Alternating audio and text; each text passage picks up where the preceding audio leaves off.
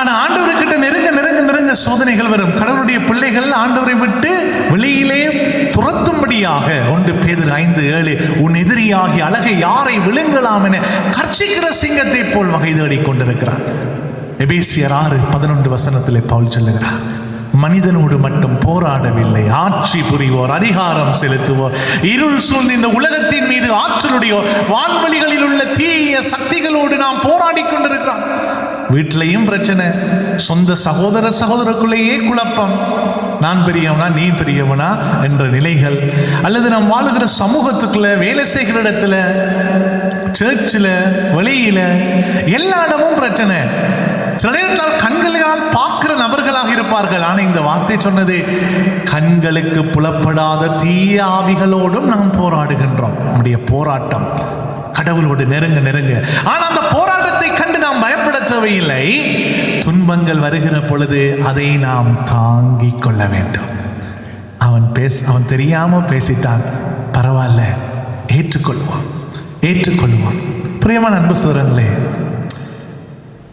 நாம் கிறிஸ்துவின் சாயல்.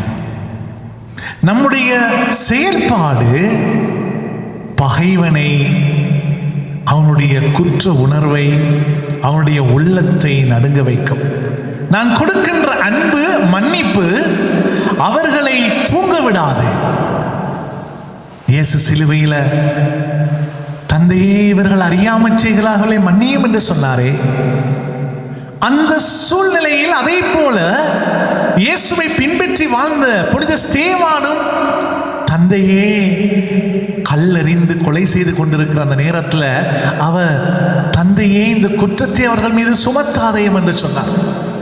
ஆண்டவர் நம்மிடத்தில் எதிர்பார்க்கிறார், நீங்கள் காணிக்கை கொண்டு வரும்போது யாராவது சகோதரியோடு மனத்தாங்கள் இருந்தால், மத்தேயு 5:23 முதலில் உங்கள் காணிக்கையை வைத்துவிட்டு போய் அவர்களோடு உறவை ஏற்படுத்துங்கள், அதற்கு பின் வந்து காணிக்கையை செலுத்துங்கள். இதுதான் ஆண்டவர் சொல்லுகிறார், என்னை பின்பற்ற விரும்புகிற எவரும் தன்னலம்